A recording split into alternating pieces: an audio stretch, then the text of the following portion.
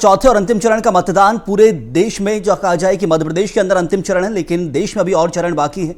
तो एक तरफ मध्य प्रदेश के क्या कुछ हालात अब तक रहे, उन्हीं के ऊपर खास चर्चा भी करेंगे। खास पैनल भी हमारे साथ मौजूद है और मेरे साथ मौजूद है मेरे वरिष्ठ सहयोगी ऋषि रमन उपाध्याय। ऋषि जी, धन्यवाद संयम। चलिए, तो सबसे पहले बीएस टीवी से जो हमारे दर्शक अभी हाल फिलहाल जुड़े हैं उनका एक बार स्वागत कर लेते हैं। और 8 लोकसभा सीटों पर जो हमारे तमाम दर्शक मतदाता हैं उनसे गुजारिश है कि वोट देने जरूर जाइए अगर आप अभी तक घर से नहीं निकले हैं वोट देने के लिए। ये गुजारिश हम आपसे बार बार कर रहे हैं और आगे भी करते रहेंगे, लेकिन उसके पहले जो हमारे तमाम पैनल के सदस्य हैं उनसे आपका तारुफ करा देते हैं। हमारे साथ अमित चौरसिया जी हैं, कांग्रेस के प्रवक्ता हैं। साथ में सचिन वर्मा जी भी हैं, आप प्रवक्ता हैं बीजेपी के। और दिनेश गुप्ता जी हैं, वरिष्ठ पत्रकार हैं। तीनों ही लोगों का बहुत बहुत स्वागत है बीएस टीवी की इस खास चर्चा में। और सबसे पहले जो हम सवाल करना चाहेंगे वो दिनेश जी आपसे, कि मालवा निमाड़ एक ऐसा अंचल मध्य प्रदेश का जहां हर चुनाव में कोई ना कोई लहर देखने को मिलती है। मेरी समझ से इस बार ऐसा कुछ खास लहर जैसा नहीं दिख रहा है, और लहर ही है जो बहुत कुछ तय करती है मालवा निमाड़ की दशा और दिशा। तो इस बार इस लहर विहीन चुनाव को अगर देखें तो क्या कुछ रहेगा 4 जून को? एक आकलन आपसे हम समझना चाहते हैं।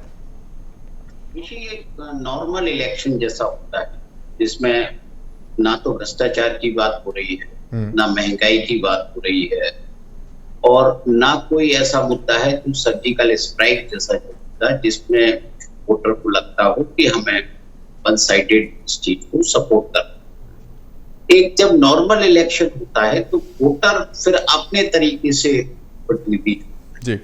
और कई बार जब इस तरह की स्थितियां होती है तो हमारे देश में तो हम पार्लियामेंट बहुत लंबे समय तक रही है। 2019 में लगभग पूरी तरह से पार्लियामेंट 14 में भी इसी तरह की लगती। तो ये जो मुकाबला हम मालवा निमाड़ा में देख रहे हैं, जिसमें कोई लहर नहीं, लेकिन इसमें कहीं ना कहीं एक इफेक्ट है, जिसको लहर तो नहीं कहेंगे लेकिन इफेक्ट है रिजर्वेशन का। अच्छा। क्योंकि जब 8 लोकसभा की सीटें हैं जहां आज मतदान हो रहा है, उसमें 5 रिजर्व सीट, 3 तो उसमें अनुसूचित जनजाति की और 2 अनुसूचित जाति। तो जब रिजर्व सीटों पर वोटिंग हो रही होती है और पक्ष विपक्ष दोनों का मुद्दा रिजर्वेशन होता है, किसी ना किसी तरीके से रिजर्वेशन पर बात होती है, तो जो रिजर्व कैटेगरी का वोटर है वो कहीं ना कहीं अपने भले बुरे के बारे में भी विचार करता है। और फिर वो अंडर करंट, जिसको हम कहते हैं ना, एक अंडर करंट क्रिएट होता है, और उस अंडर करंट को ही हम 4 जून को देखेंगे कि अंडर करंट किस तरफ। लेकिन एक जो अंडर करंट हम कहाँ देख रहे हैं कि नोटा में एक अंडर करंट की बात हुई जो इंदौर में हो रही है, पूरे देश की निगाह है कि यहाँ कोई नोटा इफेक्ट था कि नहीं। वो भी एक 4 जून को ही दिखेगा कि ये किस तरह का यहाँ ऑल वोटर ने लिया और उसने जो कांग्रेस पार्टी का कॉल था उसको इम्प्लीमेंट किया नहीं किया, या घर में ही। चलिए, बिल्कुल 4 जून को ही बहुत सारी चीजें जो है वो क्लियर हो पाएंगी, साफ हो पाएंगी। और उसमें सबसे बड़ी चीज जो भी आपने जिसका जिक्र किया इंदौर का, कि नोटा कितना प्रभावी होता है। कांग्रेस जिस तरह से बार बार कह रही है कि नोटा को वोट करें, या जो भी उनका तरीका है बात करने का, तो वो उसका एक असर कहीं ना कहीं हमें देखने को मिल जाएगा। अमित जी, आपके पास आएंगे, चूंकि बात आपकी चल रही थी। संतुष्ट हैं जिस तरह से आपने इन 4 चरणों में चुनाव प्रचार में भाग लिया, कांग्रेस ने जिस तरह से अपनी स्ट्रेटेजी को जमीन पर लाने की कोशिश की, कितना सेटिस्फाई है, या आपको लगता है कि कुछ और बेहतर कर सकते थे? देखिए, जिस तरह से पहले चरण में चुनाव था और आज चौथा चरण है, तो चौथा चरण तक आते आते चुनाव पूरी तरीके से एक नई करवट ले चुका है। मतदाताओं ने चुनाव में अपनी पूरी करवट ली है और बदलाव की बयार देखने को मिली है। और जबरदस्त अंडर करंट आदिवासी बहुल सीटों पर, एससी सीटों पर कांग्रेस के पक्ष में देखने को मिला। और जिस तरह से नीरस भाव दिखा मतदाताओं का मतदान के प्रति, जो पिछले 5 वर्षों से मोदी सरकार लोकतंत्र को एक धीमा जहर दे रही थी, ये उसकी परिणति है जो फूट कर आ रही है। आपने कहा कि कहीं कोई लहर नहीं है, और ये बाकी बात सत्य है कि पूरे देश में कहीं मोदी जी की लहर इस चुनाव में नहीं देखने को नहीं मिली जो 2014-2019 में थी। जनता पूछ रही है कि पिछले 10 वर्षों में आपने हमारे लिए क्या किया। और जहां तक बात मध्य प्रदेश की करें हम 29 लोकसभा सीटों पर, तो पहले और दूसरे चरण में तो मतदान कम था, लेकिन तीसरे चरण में जिस तरह से सरकारी मशीनरी का दुरुपयोग करने पर उतर आई मोहन यादव जी की सरकार, जो इसकी परिणति आज के चरण में भी देखने को मिली। उज्जैन के अंदर पीठासीन अधिकारी मोदी जिंदाबाद के नारे लगा रहे थे, जिसके ऊपर हमारे महेश परमार जी धरने पर बैठ गए। रतलाम की घटना, रतलाम में हमारे कांग्रेस के कार्यकर्ताओं के टेबलों को उठा दिया गया। तो नागर सिंह चौहान जी जो कुख्यात थे उस क्षेत्र में, झाबुआ रतलाम के अंदर गुंडागर्दी को लेके, आज उन्होंने उसकी पराकाष्ठा कर पूरा पुलिस प्रशासन मशीनरी का दुरुपयोग करा, और उसके बाद भी जनता ने करारा जवाब दिया। जो संविधान बदलने की बात इन्होंने करी, इनके नेताओं ने करी मंचों से, जो आरक्षण छीनने की बात मोहन भागवत जी ने और आरएसएस के नेताओं ने करी कि आरक्षण इस देश के ऊपर एक अभिशाप है, तो ये बात कहीं ना कहीं आदिवासियों के और दलितों के और पिछड़ों के मन में चुभ गई है जाकर। और इसका सबसे जीवंत उदाहरण है कि कमलनाथ जी की जो 15 माह की सरकार थी, जो 27% आरक्षण पिछड़ा वर्ग को दिया गया था, जो अभी तक पहले पूर्व तत्कालीन मुख्यमंत्री शिवराज सिंह चौहान जी रहे हो, जो अपने आप को आदिवासी चेहरा बताते थे, पिछड़ा चेहरा बताते थे, किसान नेता बताते थे, उनके शासन में किसान ठगा, पिछड़े ठगा। और अब मोहन यादव जी आ गए, जो अपने आप को ओबीसी और पिछड़ा समाज का नेता बताते हैं, उनका चेहरा बताते हैं, और आज पिछड़ा समाज ठगा है। तो ये एक बड़ी चीज निकल कर आई। और यही आक्रोश, ये पिछले 2 वर्षों से पीएससी की एग्जाम नहीं हो पाई, महिलाओं के साथ जो इन्होंने वादे करे थे 3000 रुपए प्रति महीना इनको मिलेगा, लाडली बहना का लाभ मिलेगा, शिवराज सिंह चौहान जी ने सबसे बड़ा वादा करा था। किसानों के एमएसपी का वादा करा था, 2700 रुपए प्रति क्विंटल गेहूं की हम देंगे आपको। और इसके साथ ही 370 से अधिक योजनाएं मोदी सरकार की जो चल रही थी, केंद्र सरकार की और राज्य सरकार की, वो बंद हो गई। और सबसे बड़ी बात ये हुई कि पिछले 1 वर्षों से पिछड़े वर्ग को जो स्कॉलरशिप मिलती थी, छात्रवृत्ति, वो भी मिलना बंद हो गई।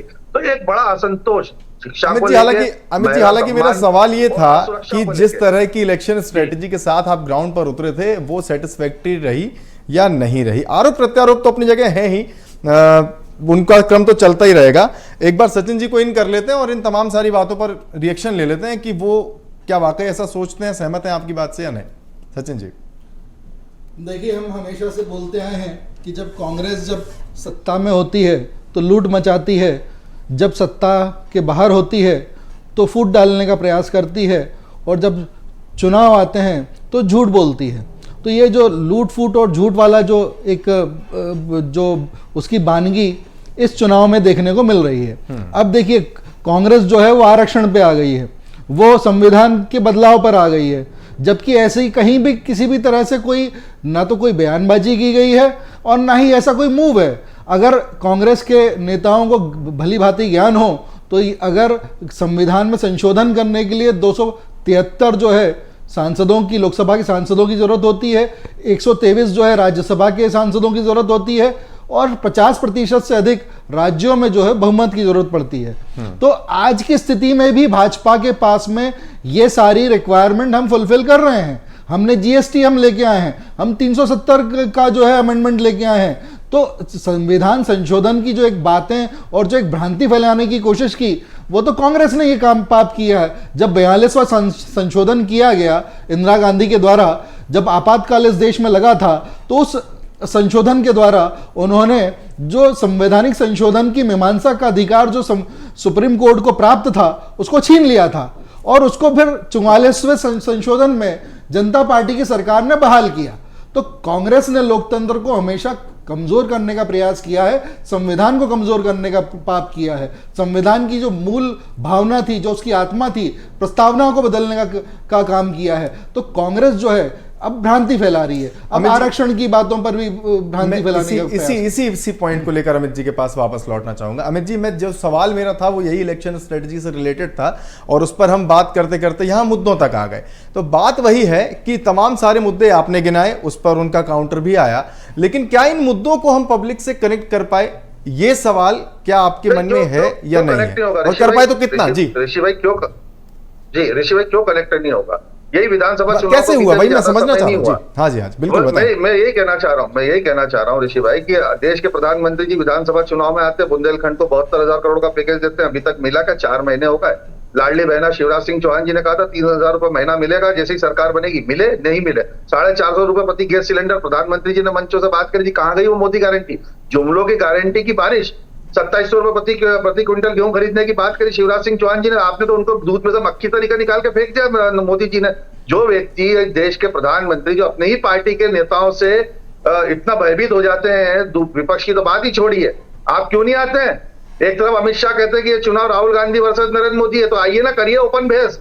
और जहां तक बात आरक्षण और संविधान बदलने की, तो कांग्रेस पे आपके गले में अड्डी फंस गई तो कांग्रेस पे दोषारोपण मत करिए। ठीक है आप ठीक है देखिए, ठीक है, देख फिर राजस्थान के उप मुख्यमंत्री दिया कुमारी जी के भाषण से हम सहमत फिर नहीं आरोप होंगे, प्रत्यारोप तो दिनेश जी को इन कर लेते जी। हैं पैरेलल। दिनेश जी को भी साथ में लेके चलते हैं, उनसे भी एक बार बात। दिनेश जी, मुझे अच्छे से याद है कि पिछले तीसरे चरण में जब हम बैठे थे तब हम इसी बारे में बात कर रहे थे कि मुद्दे और मुद्दों से जनता का कनेक्ट कौन कितना बेहतर कर पाया। आज चौथे चरण में हम बैठे हैं, क्या ये बात जायज है कहना कि पूरी तरह से कनेक्ट कर पाए दोनों दल, या कोई एक दल ज्यादा कर पाया या कम कर पाया? नतीजे बात की बात है, लेकिन जिस तरह से मुद्दे उठाए गए इस पूरे लोकसभा चुनाव में मध्य प्रदेश को ध्यान में रखते हुए, क्या उनसे पब्लिक कनेक्ट बना पाए पार्टियां? देखिए, क्योंकि लोकसभा का इलेक्शन है इश्यू, तो इसमें मध्य प्रदेश में अलग मुद्दा तो होगा नहीं, बिल्कुल नहीं। जो मुद्दा पूरे देश में जिसकी बात हो रही है वही मुद्दा होगा। आप देखेंगे ना कि ये इलेक्शन जो है इसमें कटुता भी बहुत ज्यादा भाषणों में, नेताओं का जो भाषण है वो उस तरह का नहीं है। आप यदि जो है जो मुद्दों पे बात करें, एक 10 साल की जो सरकार होती है उसको जिस तरह से इलेक्शन में एक एजेंडा फिक्स करना चाहिए, तो चाहे वो आप डेवलपमेंट का एजेंडा हो या प्रो वोट का एजेंडा हो, लेकिन वो क्या रहा है, आप नेगेटिव वोट की डिमांड कर रहे हैं। यदि आप जो है अभी अतीत की घटनाओं का जिक्र करके डरा के कि आपका ये हो जाएगा, आप इस तरह से होगा, मंगलसूत्र छीन जाएगा, आपकी संपत्ति छीन ली जाएगी, ये जो है मुद्दे, ये बहुत लोगों के लिए, वोटर के लिए बड़े अप्रत्याशित से मुद्दे थे, क्योंकि ना तो इस तरह के भाव में लोगों ने मोदी जी को देखा था कि मोदी जी इस तरह की बात कर रही थी कि राजनीति में एक दूसरे पर आरोप प्रत्यारोप करना बहुत अलग विषय होता है, लेकिन डर दिखाना वो एक अलग विषय होता है। अब देखिए, भ्रष्टाचार है तो उसमें डर की कोई जरूरत नहीं, हर आदमी उनसे कंसर्न है, आज भी कंसर्न है, भ्रष्टाचार से कोई खत्म थोड़ी हो गया भ्रष्टाचार। अभी भी आप देखिए लोगों के मुद्दे तो है ना, आपने कोरोना के नाम पर इतनी सारी फैसिलिटी छिड़ी, सीनियर सिटीजन का आपने कंसेशन छिड़ा, ट्रेन में बहुत सारी जो दूसरी चीजें, लोगों के मुद्दे हैं। भले ही आप कहें कि 80 करोड़ लोगों को हम मुफ्त राशन दे रहे हैं, लेकिन आप 80 करोड़ लोगों को जब मुफ्त राशन दे रहे हैं तो उनके लिए जो ट्रांसपोर्ट फैसिलिटी होना चाहिए, जनरल कोचेज होना चाहिए, वो कोचेज नहीं है। वो सारे मुद्दे नहीं है जिन पर जनता की बात होती है, जनता जिनसे सीधे जुड़ी होती है। जनता को आप बताइए कितने लोग हैं जिसमें 5 ट्रिलियन इकोनॉमी समझते होंगे, जो इन सब चीजों को समझते होंगे, हमारी अर्थव्यवस्था 5 ट्रिलियन हो जाएगी तो उससे क्या फर्क पड़ेगा, आपकी मेरी सेहत में क्या फर्क पड़ना है, आपकी कोई वेजेज बढ़ रहा है, आपके जॉब बढ़ रहे हैं क्या, आपकी क्या चीजें बढ़ रही हैं जिससे 5 ट्रिलियन, आप कोई भी चीज है, ये दुनिया के लिए हो सकती है चीजें, हमारी जो मूलभूत आवश्यकताएं हैं जिन पर बात होती है। अभी भी आप गर्मी का मौसम है ना, हम मध्य प्रदेश पे कंसर्न आ जाए तो आप नल जल योजना की बात बहुत होती है कि बहुत नल जल योजना आई। आज आप किसी भी डिस्ट्रिक्ट का जहां 8 जगह पोलिंग है, अभी आप बैठे बैठे सर्च करिए तो आपको पता लगेगा लोग कितनी दूर से पानी ला रहे हैं, ठीक बात, लोग कैसे पानी ला रहे हैं। तो ये जो मुद्दे हैं जिनकी आप बात है, नल जल योजना हो या दूसरे मुद्दे हो, इन पर तो आप जनता वहीं की वहीं खड़ी हुई है। उसको तो लग रहा है कि वो हमारे, उसके लिए तो कुछ हुआ नहीं है, जो कुछ हुआ दूसरों के लिए हुआ। तो ये सब मुद्दे भी होते हैं, लोगों की अपनी सोच होती है, लेकिन जब एक व्यापक स्वरूप की कोई मुद्दा होता है तो वो ये छोटी चीजों को ढक देता है जो इस इलेक्शन में नहीं है, जो मैंने पहले बताया। ठीक बात, ठीक बात। जनता से जुड़े हुए मुद्दे कहाँ, उनकी बात आपने बिल्कुल ठीक कही। अमित जी, मैं आऊँगा, सचिन जी आप आऊँगा आपके पास। अमित जी की बात दरअसल मैंने बीच में अधूरी कर दी थी। अमित जी, एक और चीज यहां पर मैं ऐड ऑन करूंगा और उसके साथ आपके पास आऊंगा कि तमाम सारे मुद्दे इस बार इस चुनाव में आपने बैठे बैठाए बीजेपी को पास ऑन कर दिए। क्या, मैं जिक्र नहीं करूंगा एक एक मुद्दे का, बस पूरा ओवरऑल बात कर रहा हूं, क्या आपको नहीं लगता कि उन मुद्दों को उस पाले में जाने से रोका जा सकता था? उसमें भाषण भी हैं, उसमें बहुत सारी चीजें आप समझ रहे होंगे। देखिए क्या है भाई कि चुनाव, भारतीय जनता पार्टी तो यही चाह रही है कि 10 साल के बाद, 10 साल का उसके बाद कोई रिकॉर्ड नहीं है दिखाने के लिए मोदी जी के पास, और ना ही मध्य प्रदेश में मोहन यादव जी के पास पिछले 3 महीने में कोई बहुत बड़ी उपलब्धि है। उनकी सबसे बड़ी नाकामी है कि उनकी 3 महीने की सरकार में 370 से अधिक योजनाएं बंद पड़ी। पैसा नहीं है सरकार के पास, 4 लाख हजार करोड़ से अधिक का कर्जा है, सरकार दिवालिया स्थिति में खड़ी। सर मैं मुद्दे कह रहा था कि मुद्दे आपने पास ऑन कर दिए सर, मुद्दे बैठे बैठाए दे दिए, मैं उनकी बात कर रहा था। पास ऑन मैं वही कह रहा हूँ ना। तो क्या होता है कि छोटी सी भी बात कोई निकल कर आती है तो भारतीय जनता पार्टी उसको लपक लेती है। मैं आपकी बात, आपका मर्म बहुत अच्छी तरीके से समझ रहा हूँ। जी जी बिल्कुल। जो हमारी बड़ी बहन के विषय में जीतू पटवारी जी ने खेद व्यक्त करा, लेकिन क्या इन्होंने उस बात पे क्षमा याचना मांगी? मोहन यादव जी ने, इस प्रदेश के मुख्यमंत्री भी है, गृह मंत्री भी है, उनके शासन में अबोध बच्चियों के साथ में जघन्य अपराध हो रहे हैं, बलात्कार हो रहे, गैंग रेप हो रहे भोपाल जैसी राजधानी के अंदर, शहडोल के अंदर। और झाबुआ की जो उस महिला के साथ क्या होगा, उसको इंसाफ मिलेगा? अलीराजपुर की उस महिला के साथ, जिस बच्ची के साथ यौन शोषण हुआ, बलात्कार हुआ, गैंग रेप हुआ, और किसने करा? आप ही के भाजपा के मंत्री की और जो प्रत्याशी उनके रिश्तेदारों ने। और कब मिलेगा उनको इंसाफ? तो बात यही है, 2 लाख से अधिक महिलाएं लापता है, लेकिन इस पर भारतीय जनता पार्टी मौन हो जाएगी। बात यही है कि किस तरह राई का पहाड़ बनाना भारतीय जनता पार्टी को ये बहुत अच्छी तरीके से आता है। जिस तरह से माननीय मोदी जी कह रहे हैं कि कांग्रेस तुष्टीकरण की राजनीति करती है, अरे खुले मंचों से मोदी जी तुष्टीकरण की राजनीति कर रहे हैं। मंच पे इतने घबरा गए कि अब कह रहे हैं कि भगवान रामचंद्र जी के मंदिर पर बाबरी का ताला लग जाएगा। अरे किस तरह की सोच और किस तरह की स्थिति में आ गए हैं आप? किस तरह का भय है आपका विकास और आपका कल्याण मोदी जी का। अडानी अंबानी के गार्डन में जब तक खेल रहा था, जब तक सुरक्षित था, जहां गार्डन से निकल के बाहर आया तो मोदी जी को घबराहट हो गई, टेम्पो में नोट दिखने लग गए। तो ये तो स्थिति हो गई मोदी जी की, और ये स्थिति मध्य प्रदेश में। और मैं बता रहा हूँ, मुख्यमंत्री मोहन यादव जी के खिलाफ बड़ा षड्यंत्र रचा गया है। ये अंदरूनी खींचतान अब दिखने लग गई है चौथे चरण में। पता नहीं, ये बड़ी हैरत की बात है कि बीजेपी की इंटरनल चीजें कांग्रेस के पास बहुत सारी रहती है, लेकिन बिल्कुल। चलिए सचिन जी का एक वर्जन, अमित जी लौट रहे हैं आपके पास, अमित भाई आ रहे हैं आपके पास, सचिन जी का एक वर्जन ले लेते हैं, उसके बाद फिर कंटिन्यू करते हैं इस चीज को। जी सचिन जी, सहमत हैं इन सब बातों से? मित्र प्रवक्ता जो हैं शायद भूल गए कि विधानसभा चुनाव में इनके इस राज्य के जो शीर्ष नेता हैं दिग्विजय सिंह और कमलनाथ एक दूसरे का कुर्ता फाड़ रहे थे। तो ये भूल जाते हैं कि कांग्रेस की क्या प्रथा है। कांग्रेस ने आज तक ये बताने की स्थिति में नहीं है, ये शर्मसार हैं, ये बता नहीं पाएंगे कि दिग्विजय सरकार में कौन सी 5 योजनाएं इन्होंने लागू की थी इस प्रदेश में। तो इस प्रदेश को जो मिस्टर बंटाढार हमने जो नाम रखा है दिग्विजय सिंह का, वो जानबूझकर इसीलिए रखा गया है क्योंकि इस प्रदेश में ना तो लाइट थी, ना पानी था, ना सड़क थी। तो ये स्थिति से जो उभर के जो एक बीमारू राज्य की स्थिति में कांग्रेस ने डाल दिया था, उससे एक विकसित राज्य की स्थिति में जो हम आए हैं कि आज हमारी जो कृषि विकास दर जो उस समय 3% की थी, आज 19% पे है। आज हम कृषि कर्मण्य अवार्ड जो है लगातार 6 बार जो है इस प्रदेश को मिल चुका है। आज जो है दलहन और तिलहन में हम प्रदेश को लीड कर रहे हैं, 37 से 24% का हमारा कंट्रीब्यूशन है। हम जो है ऑर्गेनिक फूड के मामले में 40% का कंट्रीब्यूशन कर रहे हैं नेशनल लेवल पर। तो इस तरह से जो है बिजली के मामले में हमने 100 गुना से अधिक जो है उत्पादन की क्षमता को बढ़ाया है। और दिल्ली की मेट्रो जो है अब मध्य प्रदेश में जो बिजली उत्पादन हो रही है उससे चल रही है। तमाम तो उपलब्धियां ये सारे जो तमाम है सर, शिफ्टिंग भी तो भरपूर हुई है। मेट्रो कहाँ चल रही है? मेट्रो कहाँ चल रही है सचिन भाई? 2-3 मेट्रो दिल्ली की चल रही है। मुख्यमंत्री चौरसिया की पूरा नहीं सुना हमने। दिल्ली मेट्रो चल रही है यहाँ की बिजली से। अरे यहाँ की बिजली से दिल्ली मेट्रो चल रही है। अमित जी आप समझ नहीं पाए पूरी बात। अमित जी सुना नहीं है आपने ठीक से। यहाँ की बिजली से दिल्ली मेट्रो चल रही है। रीवा के सोलर प्लांट का जिक्र बिल्कुल हम दिल्ली मेट्रो को यहाँ से बिजली की सप्लाई कर रहे हैं। विधानसभा में डाली थी जो वंदे भारत आपने विधानसभा में डाली थी, इंदौर से भोपाल के यात्री नहीं मिले, नागपुर में भी बंद करने की स्थिति आ गई। देखिए आप 65 साल की राजनीति में 18 राजधानी चालू कर पाए थे। आज जो है 70 से ज्यादा वंदे भारत जो है ट्रेन चल रही है। 10 साल के अंदर 10 साल में 70 से ज्यादा वंदे भारत चल रही है। आप 65 साल में 18 राजधानी चालू कर पाए थे। तो आप जो है आप इस तरह की बातें ना करें। आपके समय जो है 630 हजार करोड़ का बजट था मध्य प्रदेश का रेलवे का बजट जो था 630 हजार करोड़ का था। आज का जो रेलवे का बजट है वो 13,660। चलिए ठीक है तमाम उपलब्धियां सचिन जी तमाम मुद्दों पे बात कीजिए, ठीक है थोड़ा सा तमाम उपलब्धियां गिनाने का जो क्रम है रुक जाते हैं हम उसको, क्योंकि अगर उपलब्धियां गिनाने पर या आरोप लगाने पर ही रहे तो घंटा कब बीत जाएगा पता ही नहीं चलेगा। दिनेश जी आपके पास आते हैं इसी सवाल के साथ कि जो शिफ्टिंग की बात मैंने बीच में छेड़ी थी, हालांकि उस पर कोई बात नहीं हो पाई, तो पिछले 1-1.5 महीने का जो भी घटनाक्रम रहा मध्य प्रदेश का, उसमें बीजेपी में कांग्रेस नेताओं का जाना जरूरी या मजबूरी किसके लिए रहा, उसका फायदा और नुकसान भी, एक रिएक्शन आपसे यहां पर। देखिए इसमें जो भी मजबूरी थी, जो भी जरूरत थी, वो भारतीय जनता पार्टी।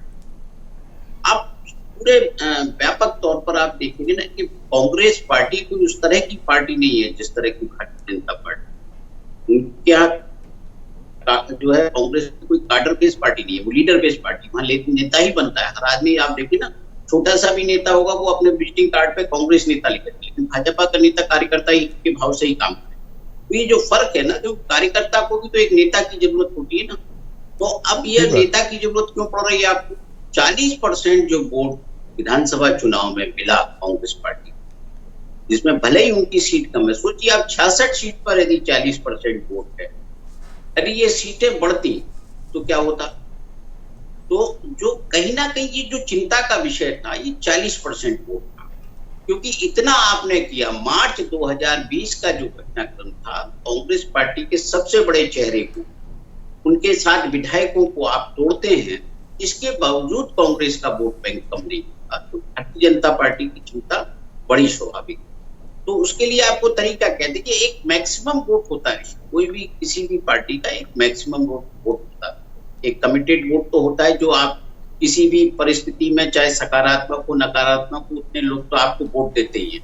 वो कांग्रेस को भी देते हैं, भारतीय जनता पार्टी को भी देते हैं। अनफॉर्चुनेटली आप देखिए ना कि कांग्रेस 40 के ऊपर नहीं जा पाती, चाहे उसके लिए परिस्थितियां खराब हो अच्छी हो, लेकिन वो 40 क्रॉस नहीं करती। लेकिन भारतीय जनता पार्टी जब उसके पक्ष की परिस्थितियां बनती हैं तो वो 40 क्रॉस कर जाती है। तो वो कैसे करती है? क्योंकि जो फ्लोटिंग वोटर होता है वो उसको फेवर कर देता है, जो कहीं ना कहीं उसे लगता है कि जो है मुद्दे हैं या परिस्थितियां हैं, वो भारतीय जनता पार्टी के पक्ष में वोट कर देता है, बदलाव का वोट कर देता है। लेकिन कांग्रेस का वोट कम नहीं होता, अब कम हो जाता है, थर्ड फ्रंट का वोट कम हो जाता है, उनकी सीटें घट जाती हैं। तो जो पूरा परिदृश्य बना, उसमें कांग्रेस के नेताओं को भाजपा में लाना बहुत जरूरी था, क्योंकि वो आते तो अपने साथ जो है एक जो भी लीडर है वो कुछ नहीं होता, कम से कम अपने नाते रिश्तेदारों के 150 वोट तो लाता। लेकिन जो भारतीय जनता पार्टी का टारगेट क्या था?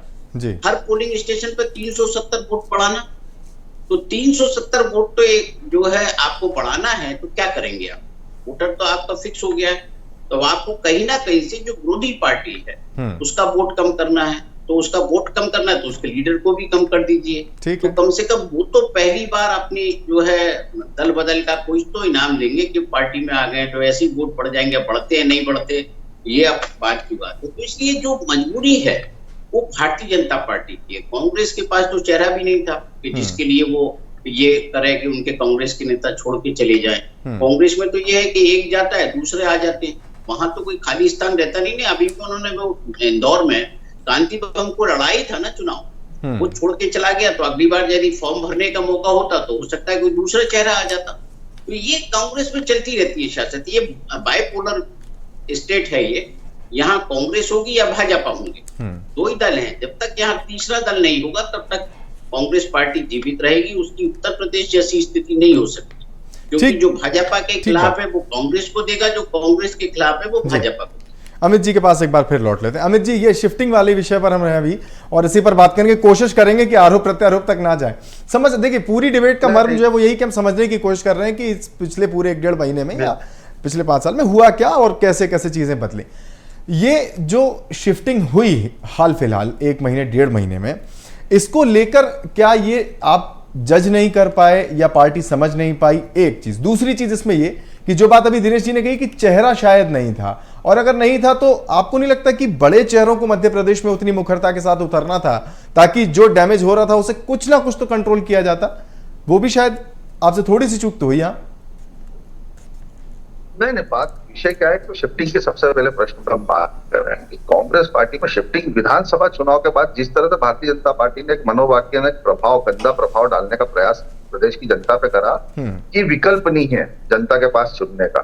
तो कांग्रेस पूरी तरीके से खत्म है कि संदेश देने का काम, एक गंदी राजनीति जो रशिया और चाइना में खेली जाती है, वो गंदी राजनीति भारतीय जनता पार्टी मध्य प्रदेश में लेकर आई, छत्तीसगढ़ में लेकर आई, हिंदी बेल्ट में। ऋषि भाई, आप व्यापक रूप से समझिए उसको, राजस्थान, छत्तीसगढ़, गुजरात, मध्य प्रदेश जी, तो ये बड़े व्यापक रूप से लेकर आए। लेकिन क्या हुआ कि गुजरात और मध्य प्रदेश में कुछ हद तक इन्होंने दबाव प्रभाव बना के हमारे विधायकों को, पूर्व विधायकों को तोड़ने का प्रयास करा, जिसमें कहीं में ये सफल भी हुए। और जो लोग गए उनकी अपनी मजबूरियां थी।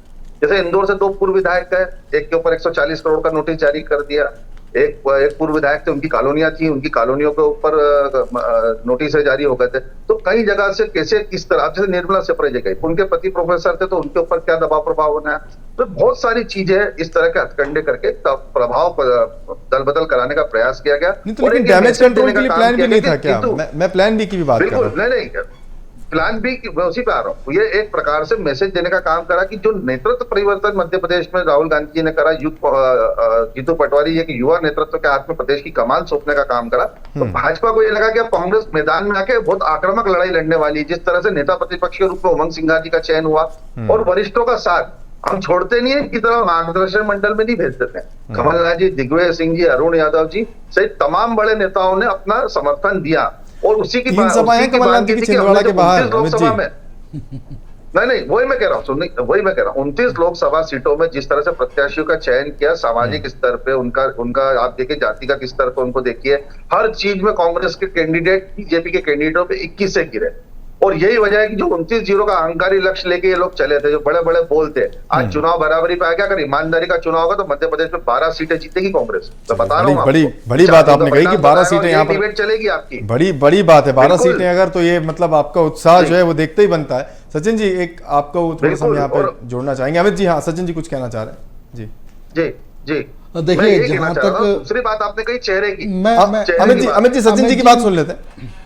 देखिए, ठीक है, जहां तक नेताओं का शिफ्टिंग का सवाल है और नेता जो भाजपा में आ रहे हैं, भाजपा ने किसी भी कांग्रेस के नेता को लोकसभा का टिकट देकर उसको चुनाव नहीं लड़वाया। वहीं अगर आप कांग्रेस को देखें तो गुना में जो कांग्रेस के प्रत्याशी हैं राव यादवेंद्र सिंह, और जो होशंगाबाद में जो कांग्रेस के प्रत्याशी संजय शर्मा हैं, वो दोनों जो हैं भाजपा के कार्यकर्ता थे, भाजपा के नेता थे और वो कांग्रेस में गए। मगर कांग्रेस ये बात जो है छुपाती है।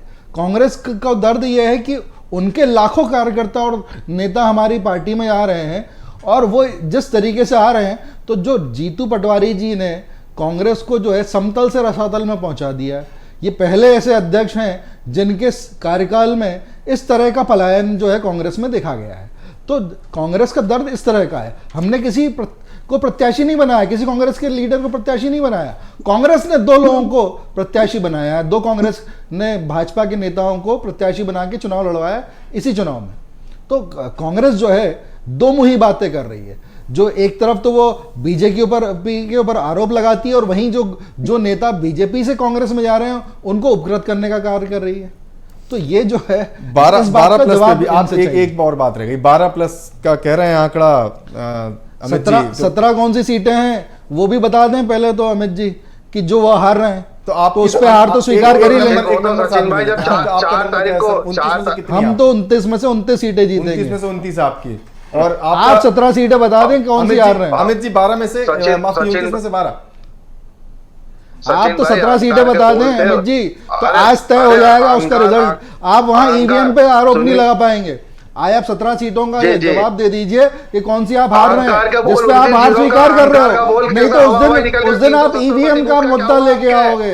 इसलिए मैं आज ही आपसे पूछ लेता हूँ कि आप कौन सी 17 सीटें हार रहे हो, ताकि आप उस दिन ईवीएम का मुद्दा ना उठाएं। अमित जी देखिए, आप ईवीएम का मुद्दा उठाएंगे, 4 तारीख को हम फिर से बहस करेंगे और उस समय आप आ जाओगे बोलने कि ईवीएम के कारण आप हार गए। तो इसलिए जो है आज तय कर दो आप कि 17 सीटें कौन सी आप हार रहे हो। 12 से 15 सीटें भी हो सकती है। आप तो 15 सीटें बता दो, 12 से 15 हो गई तो आप बाकी 14 सीटें बता दो, 17 की 14 बता दो। मैं 14 पे तय हो जाए, 14 पे तय हो जाए कि ईवीएम वहां पर निर्दोष है। उसके बाद देखिए वो 14 सीटें तो क्लियर हो जाएंगी ना कि वहां पर ईवीएम मुद्दा नहीं रहेगा। तो आज आप तय कर दो कि वो 14 सीटें कौन सी है जिसपे ईवीएम मुद्दा नहीं रहेगा। ईवीएम की टेम्परिंग में तो भारतीय जनता पार्टी को माफ करिए। जो है अमित जी बताइए, जवाब तो दे दीजिए। मशीनरी का दुरुपयोग आपने चुनाव में करा, ये भी दिख रहा है। ये भी दिख रहा है जिस तरह सरकारी मशीनरी का दुरुपयोग करा आपने। उज्जैन की पीठासीन 14 सीटों के बारे में बता दीजिए अमित जी। देखिए अमित जी 14 सीटों के बारे में बताइए। आप घुमाइए फिराइए मत। आप 14 सीटों के और 17 सीटों के बारे में ठीक है। एक ही बात की पुनरावृत्ति हो रही है बार बार। अमित जी सचिन जी माफ कीजिए, अमित जी एक ही बात की पुनरावृत्ति हो रही है, आप बता दीजिए, वो बता भी नहीं रहे हैं। तो दिनेश जी के पास लेके चलते हैं कि दिनेश जी, एक तरफ 29 में से 29 की बात हो रही है, एक तरफ पहले 12 का आंकड़ा बताया गया, वो 12 से 15 भी हो गया। तो आपको इन दोनों में से कौन सा ज्यादा तथ्यात्मक लगता है? हालांकि 4 को नतीजे आएंगे तब सारी चीजें क्लियर होंगी, लेकिन एक आकलन की अगर नजर से देखें तो इनमें कौन ज्यादा करीब क्लोज मार्जिन किसमें लगता है दोनों में? नहीं, देखिए, कोई भी अपना अपना ऑब्जर्वेशन है, अपना अपना विश्लेषण है। दोनों एक राजनीतिक दल से, उनको पता है कि उनकी पार्टी की स्ट्रेटजी क्या कह रही थी। लेकिन आप देखिए कि हमारे यहाँ 2009 भी है, कोई बहुत ज्यादा दूर नहीं है। यदि 15 साल पुराने नतीजे देखेंगे तो उसमें कांग्रेस का अपर हैंड ही था कि आप जो है इतनी सीटें जीत गए, जो मध्य प्रदेश में इतने सालों से नहीं जीतते थे। आप 2009 में आके आप 12 सीट जीत जाते, कांग्रेस 12 की उम्मीद कर सकती है। और भारतीय जनता पार्टी के लिए तो ये मिशन 29 की बात है। वो छिंदवाड़ा उनके लिए बेहद जरूरी है कि छिंदवाड़ा के नतीजे क्या होते हैं, किस तरह के नतीजे होते हैं, और जो मुद्दे हैं वो उस मुद्दे में तो बहुत सारे इश्यूज जो है शामिल है, बहुत सारी चीजें उसमें शामिल है मुद्दों के साथ। तो मध्य प्रदेश में कोई भी देखिए, यहाँ जो आप देखोगे स्टेट लोकसभा के लिहाज से तो भाजपा ज्यादा सीटें जीतती है, हमेशा जीतती है। चाहे वो भले ही आप 3 सीट कांग्रेस को मिले और 26 भाजपा को मिले, या 28 भाजपा को मिले और 1 कांग्रेस को। इतनी भी परिस्थिति जो है जब भारतीय जनता पार्टी की खराब हो तो भी वो 25-26 के आसपास रहती है। बहुत ज्यादा उसकी स्थिति मध्य प्रदेश में खराब नहीं होती, क्योंकि जो लीडरशिप है कांग्रेस में मध्य प्रदेश की, वो लोकसभा के हिसाब से तैयारी नहीं है। वो उस तरह से चुनाव भी नहीं लड़ती, उस तरह से उसका वो फोकस भी नहीं होता जितना विधानसभा चुनाव में होता है। और आप देखिए ना कि अब तो इस बार ये देख रहे हैं ना कि बिल्कुल लीडरशिप का तो क्राइसिस स्टेट में ही है। तो क्या रिजल्ट होती है, उस पर वोटर पे क्या फर्क पड़ता है, या हमारे डिस्कशन की बात अलग है, लेकिन इतनी बड़ी संख्या में लोग छोड़ के जा रहे हैं तो वोटर किस तरह से रिएक्ट करता है, ये भी एक अलग तरह का मुद्दा है। वो भी वोटर का सामने आएगा। तो इस इलेक्शन को मतलब कोई भी आपको प्रोडिक्शन, मुझे लगता है कि सारे प्रोडिक्शंस फेल होंगे, और जो पोलिंग परसेंटेज है उसमें कोई भी प्रोडिक्शन करना भी बड़ा रिस्की होता है। जाहिर बात है, जाहिर बात है। जब जनता के हाथ में सारी कमान है तो उसमें हम क्या ही प्रेडिक्शन करेंगे। हम लोग बैठकर चर्चा जरूर कर सकते हैं, एक आकलन के तौर पर जरूर इन सारी बातों को हम यहाँ पर लेकर आए हैं। अमित जी, अभी जो अब थोड़ा सा तथ्यात्मक हम इस पे चलते हैं। जैसे सचिन जी ने कह दिया कि 29 की 29, तो इन्हें गिनाने की जरूरत तो मुझे लगता नहीं कि है। किन 12 सीटों पर आपको लगता है कि स्ट्रॉन्ग होल्ड है या तस्वीर पलट सकती है? कहा अभी दिनेश जी ने कि 2009 में आई थी 12 सीटें, तो ऐसा नहीं कि नहीं आ सकती या ये कुछ असंभव सी बात है। जनता के हाथ का फैसला है, जो जनता चाहेगी वो होगा। लेकिन आपको उन सीटों का कौन सा लगता है कि इन पर हमारा अपर हैंड हो सकता है, एक नई संभावना यहाँ बन सकती है?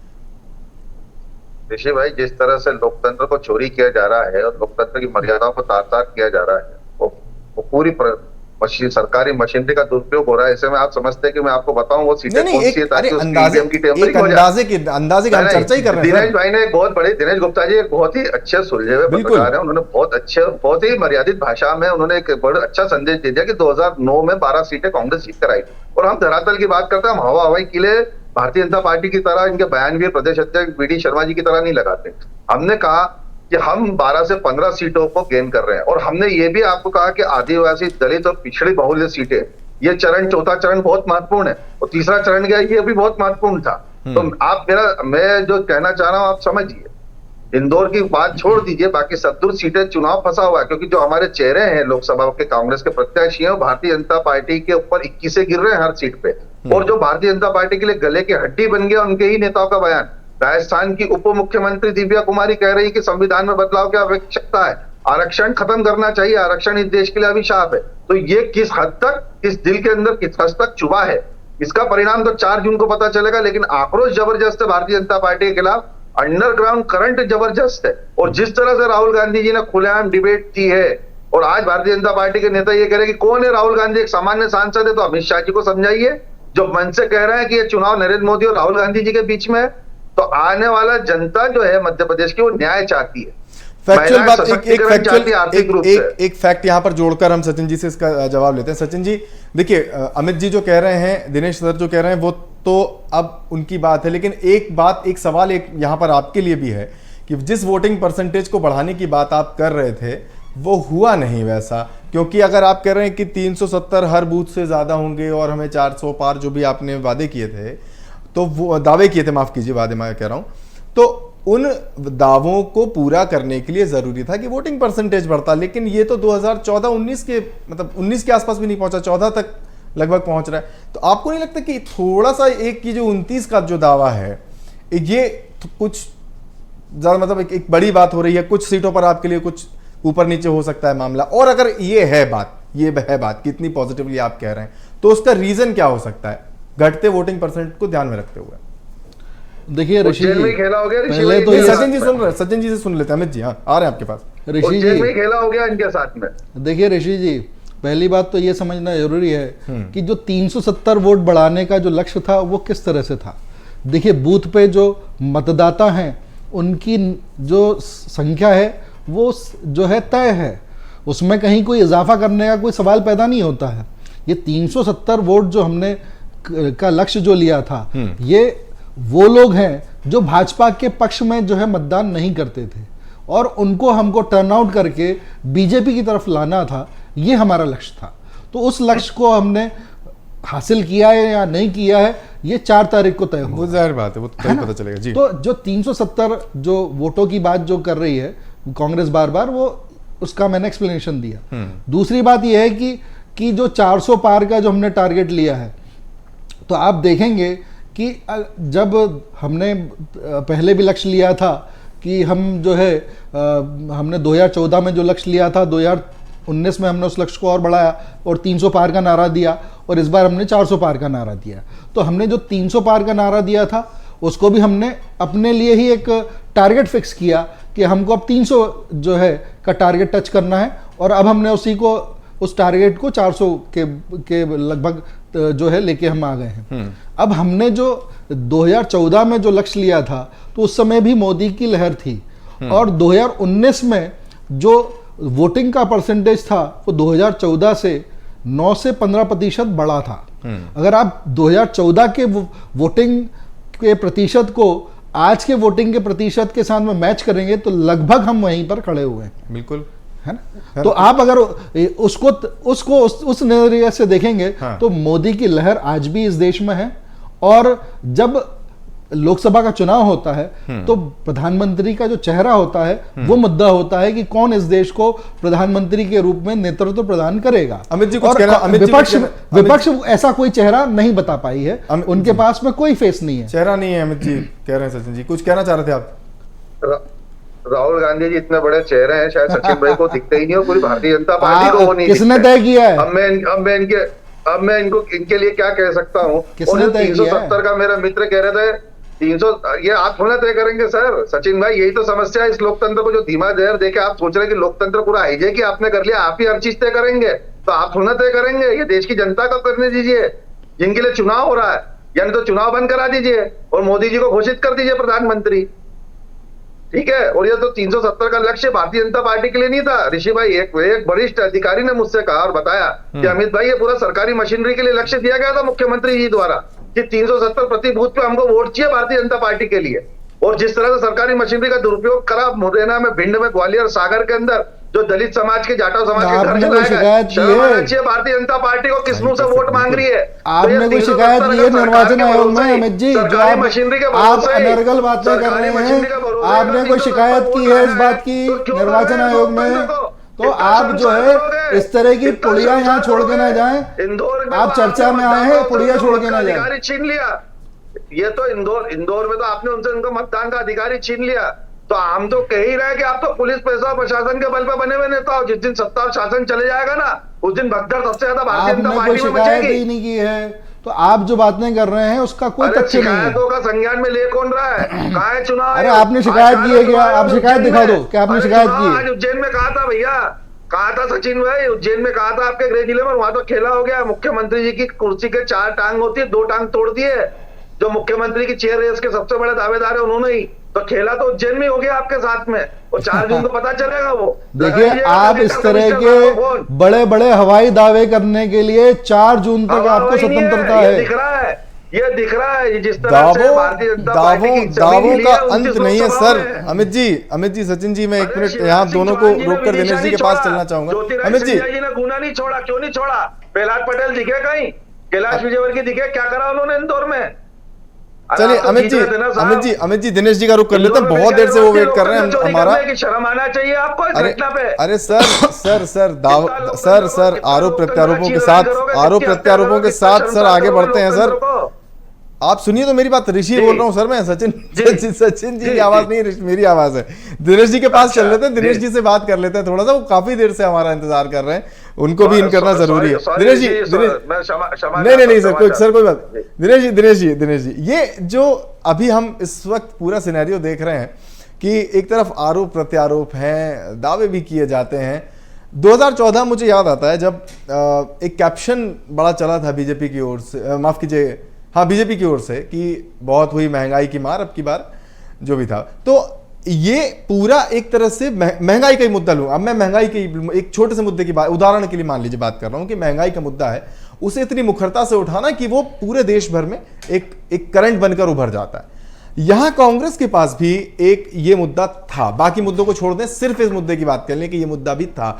लेकिन मुझे या क्या वाकई उतनी मुखरता के साथ इस मुद्दे को लेकर सामने आए, या बीजेपी की तरफ से उतना अच्छा काउंटर किया गया, ये क्या रहा इस समय? वो कांग्रेस बार बार कह रही है कि हम महंगाई की बात करते रहे, लेकिन वो क्या वाकई बड़ा मुद्दा हो पाया या नहीं हो पाया? नहीं, देखिए मुद्दा तो अपने आप में है। ये इस तरह के जो मुद्दे होते हैं ना, किसी राजनीतिक दल के मोहताज नहीं। आप देखिए कि जब 2014 से जब आप कोई कंपेयर करते हैं तो समग्र रूप से करें, क्या 2014 में यानी उस वक्त जो माहौल था, एक तो doctor Manmohan Singh prime minister थे, नॉन पॉलिटिकल प्राइम मिनिस्टर हमारे देश में था।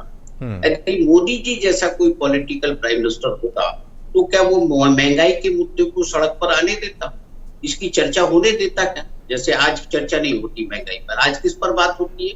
अब आप देखिए किन किन मुद्दों पे बात होती है। आप पाकिस्तान पर बात हो जाएगी, आप जो दूसरे मुद्दे हैं, आप तो टेम्पो पर भी बात होने लगी कि टेम्पो में पैसा जा रहा है। तो ये सरकारी यदि पार्टी ये कहे कि ऐसा आपने कर लिया है, तो मुझे लगता है कि ये तो एक्शन के विषय होते हैं, ये आरोप के विषय नहीं होते। ठीक, बिल्कुल ये पहली बार हम ये देख रहे हैं कि विपक्ष पर आरोप लगा रही है सरकारी पार्टी, वो भी 10 साल जो सरकार में। तो जो 14 की परिस्थितियां थी वो मुद्दों को दबाने की नहीं थी।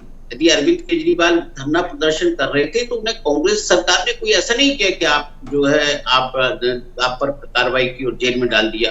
रामदेव बाबा का एपिसोड सबने देखा था, जब पुलिस एक्शन हुआ था तो किस तरह की हुई थी।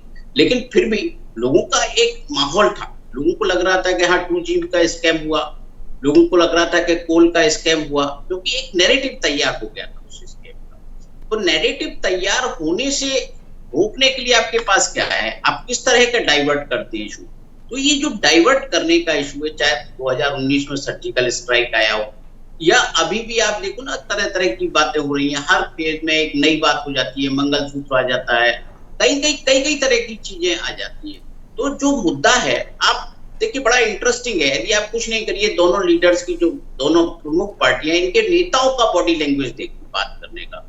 एक बिल्कुल आपको ऐसा लगेगा कि बिल्कुल एंग्री यंग मैन की तरह बात कर रहा हो, एक बिल्कुल कूल डाउन होकर बात कर रहा है। तो ये जो फर्क है, ये भी एक फर्क है, बॉडी लैंग्वेज का भी फर्क है। ये बताता है कि आप में बेचैनी कितनी ज्यादा है, कितनी आप जो है वो है।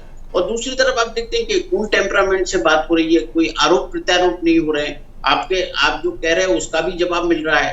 तो जो हेल्दी माहौल होता है इलेक्शन का, तो वो हेल्दी माहौल जब तक नहीं बनेगा तो महंगाई के मुद्दे पर बात नहीं होगी। मैंने कहा बहुत सारे मुद्दे हैं जो आपके हमारे दिमाग में हैं, लेकिन हम भी क्या बात करते हैं, हम बात करते हैं क्या आरक्षण बदला जा सकता है इस देश में? कौन किसकी ताकत है जो आरक्षण बदलने की बात करेगा?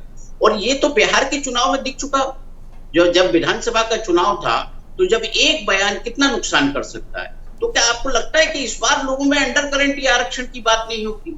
आप यहाँ भी एक नैरेटिव होता है, एक परसेप्शन बिल्ड होता है कि आप आरक्षण के बारे में कौन सी पार्टी क्या सोचती है। यदि बहुत सारी चीजें हैं, आप मुस्लिमों के विषय ले लीजिए, फिर आप देखेंगे ना वोट का डिवीजन किस तरह से हो रहा है, किस तरह से राजनीतिक दल आए, किस तरह से अलायंसेज बने।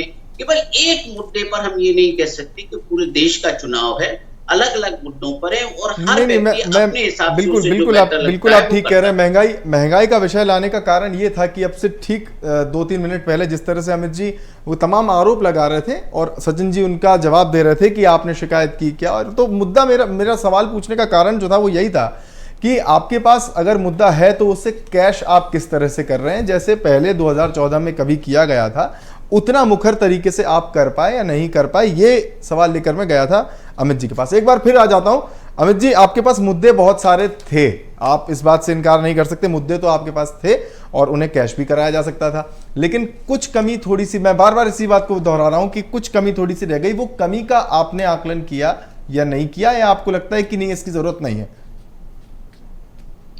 देखिए सचिन भाई, ऋषि भाई, आपका जो कहना है ना कहीं ये भी है कि कांग्रेस का जो अकाउंट सीज किए गए वो इसीलिए किए गए ताकि भारतीय जनता पार्टी के वरिष्ठ पद हम प्रचार प्रसार में कहीं ना कहीं पिछड़ जाए। ये भारतीय जनता पार्टी ने पहले ही तय कर रखा था। और लेकिन जनता से जो हमने कनेक्ट करा, जैसे महंगाई का मुद्दा सबसे बड़ी बात, बेरोजगारी का मुद्दा, और उसके साथ में प्रदेश में बढ़ता हुआ भ्रष्टाचार जिस तरह से चरम पर है, ये सारी चीजें, और सबसे बड़ी 2 मिनट बचे हैं अमित जी, एक मिनट आपका, 1 मिनट सचिन जी का, आप बात कर लीजिए 1 मिनट, हाँ फिर 1 मिनट सचिन जी का रहेगा, 2 मिनट बचे हैं जी। तो इलेक्ट्रॉल बॉन्ड का घोटाला जो एसबीआई ने जो हलफनामा पेश करा सुप्रीम कोर्ट को, जो जनता के सामने सच आया कि किस तरह मोदी सरकार ने देश के 140 करोड़ की आवाम की जनता को बेच दिया कोविशील्ड के माध्यम से, और जो वैक्सीनेशन लगी, आज हार्ट अटैक हो रहे हैं, जनता में बहुत ज्यादा नाराजगी है। और ये चीज भारतीय जनता पार्टी को भी आभास हो रहा था, और जो 370 प्रतिशत का लक्ष्य जो सरकारी मशीनरी को दिया गया उसका दुरुपयोग किया गया। तो चुनाव हमने मध्य प्रदेश में 29 लोकसभा सीटों में भारतीय जनता पार्टी से नहीं लड़ा, हमने सरकारी मशीनरी से लड़ा, सरकारी इनके दल बदल और प्रभाव। ठीक है सचिन जी से जवाब ले लेते हैं, समय दरअसल हो चुका है डिबेट का पूरा, वो सचिन जी की बात फिर अधूरी रह जाएगी। आपने आपकी पूरी बात सुनी अमित जी, हाँ सचिन जी समय कम है थोड़ा सा, पिछले 4 सालों से खत्म कीजिएगा। पिछले 4 सालों से कांग्रेस ने इनकम टैक्स का रिटर्न नहीं भरा है, तो वो जो कार्रवाई हुई है वो इनकम टैक्स रिटर्न न भरने के कारण इनके अकाउंट सीज किए गए हैं। अब महंगाई के मुद्दे पे मैं आ जाता हूं। 2004 में जब वाजपेयी सरकार ने मनमोहन सरकार को सत्ता का हस्तांतरण किया, उस समय पेट्रोल का भाव था 26 रुपए प्रति लीटर। जब मनमोहन सरकार ने मोदी सरकार को सत्ता का हस्तांतरण किया तो उसी पेट्रोल का भाव था 76 रुपए प्रति लीटर। इसी तरह अगर गैस सिलेंडर की बात करें तो जब वाजपेयी जी ने 2004 में सत्ता का हस्तांतरण किया था मनमोहन सरकार को, तो जो गैस का सिलेंडर था वो 250 रुपए का था, और मनमोहन सरकार ने जब मोदी सरकार को किया तो वही गैस का सिलेंडर 900 रुपए का हो गया, और वर्तमान में गैस का सिलेंडर 808 रुपए 50 पैसे का है। वर्तमान में गैस का सिलेंडर 808 रुपए 50 पैसे का है। चलिए ठीक, जो महंगाई ठीक है, अंतहीन है ये डिबेट, मुद्दों की ये डिबेट अंतहीन है सर, आप यकीन मानिए हम इसको अगर 1 घंटा और बैठेंगे तो इसी तरह हम समाप्त करने की ओर बढ़ रहे थे। खैर चलिए, बहुत बहुत शुक्रिया आप तीनों मेहमानों का, सचिन जी बहुत बहुत शुक्रिया, अमित भाई बहुत बहुत शुक्रिया, दिनेश जी बहुत बहुत शुक्रिया हमारे साथ इस चर्चा में भाग लेने के लिए। तो कुल मिलाकर बात इतनी है कि तमाम दावे, तमाम वादे हैं जिनका जो निचोड़ है वो 4 तारीख को हमें दिखाई देगा। एक बड़ी बात निकलकर यहां सामने आई कि बीजेपी कह रही है 29, कांग्रेस का कहना है 12 से 15, हालांकि जो हमारे साथ दिनेश जी जुड़े होते हैं उनका कहना है कि ये थोड़ा सा अतिरेक हो सकता है दोनों के लिए ही। बहरहाल इस डिबेट में फिलहाल इतना ही, हम बाकी खबरों के लिए और आगे जो चीजें रहेंगी उनके लिए संयम का रुख करेंगे। संयम।